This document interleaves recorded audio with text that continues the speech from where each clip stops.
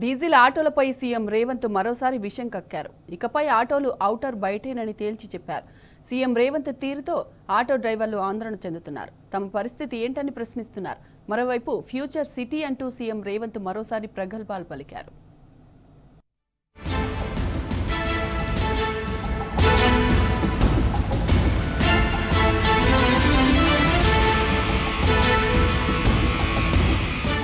CM Revanth auto వాలాలను target చేశారు. Diesel ఆటోలు, బస్సులకు నగరంలో స్థానం లేదన్నారు. ఔటర్ రింగ్ రోడ్ బయటే నడవాలని ప్రకటన చేశారు. హెచ్ఐసిసిలో జరిగిన సిఐ జాతీయ కౌన్సిల్ సమావేశంలో ఆటో వాలాలపై తన అక్కస్సును వెళ్లగక్కారు.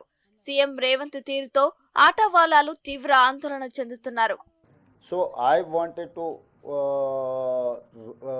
shift all diesel vehicles from this core urban region. RTC or autos or private taxis also I wanted to move all these vehicles outside of the outer ring road.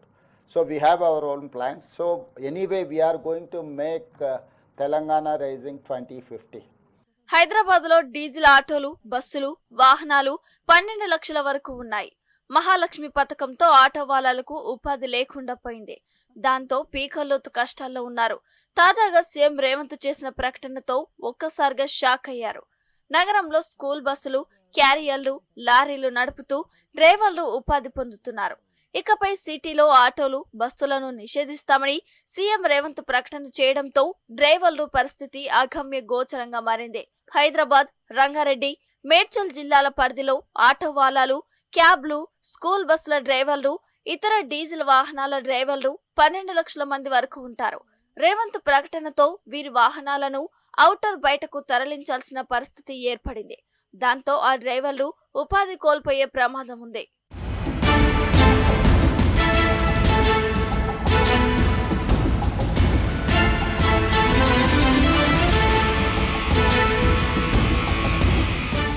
Future city గురించి CM Revanth మరోసారి గొప్పలు చెప్పుకున్నారు.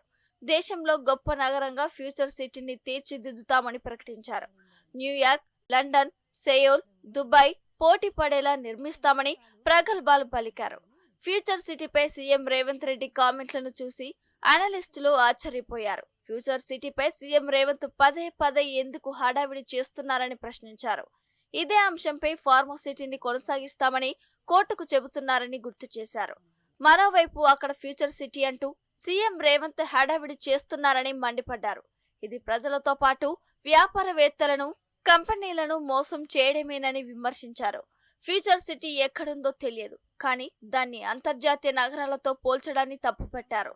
Future city ఎక్కడ నిర్మిస్తారో చెప్పి ఆ తర్వాతే మాట్లాడాలని CM Revanth కు సూచించారు.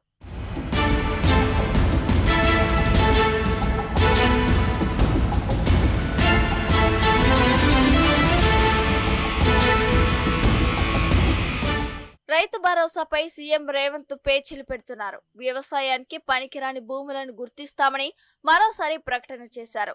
ఆ భూముల వివరాలు గ్రామ సభల్లో ప్రదర్శిస్తామని చెప్పుకొచ్చారు. తర్వాత ఆ భూములను రైతు భరోసా నుంచి మినహాయిస్తామని బాంబు పేల్చారు. ఇదే కాదు, ఇందిరమ్మ ఇండ్ల జాబితాపై కొత్తగా కొర్రీలు పెట్టారు. ఇన్ఛార్జి మంత్రి ఆమోదించిన జాబితానే ఫైనల్ అని, దానినే అర్హుల జాబితాగా విడుదల చేస్తామని ప్రకటించారు.